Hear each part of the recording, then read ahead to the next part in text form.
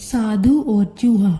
बहुत समय पहले की बात है। एक गांव के एक मंदिर में बूढ़ा साधु रहता था। वहीं एक चूहा भी रहता था। साधु उस चूहे से बहुत परेशान था। वो चूहा साधु का सारा रखा हुआ अनाज उठा के ले जाता था। साधु के सारे प्रयास उस चूहे को भगाने में असफल हो गए।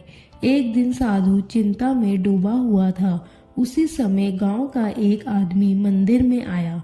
उसने पुजारी से चिंता का कारण पूछा। साधु ने उसे चूहे के बारे में बताया। वो आदमी बोला, महात्मा, उस चूहे में बहुत आत्मविश्वास है। यही कारण है कि आपके सारे प्रयास असफल हो गए। साधु ने उस आदमी से पूछा, उसके आत्मविश्वास को कैसे खत्म करें।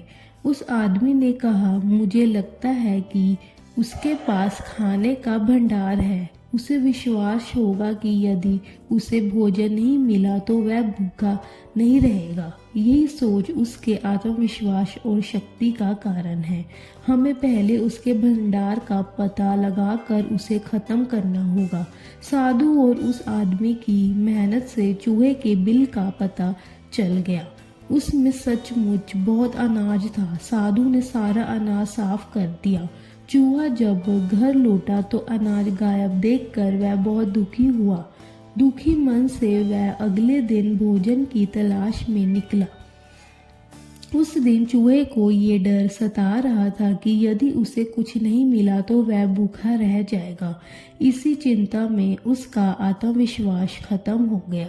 अब ना तो वो चूहा ऊंची छलांगे लगा पा रहा था और ना ही तेज दौड़ पा रहा था। धीरे धीरे इसी निराशा और दुख में कई दिन बीत गए। एक दिन वह मंदिर छोड़कर चला गया। इस कहानी से हमें ये शिक्षा मिलती है कि आत्मविश्वास खत्म होने पर सब कुछ खत्म हो जाता है।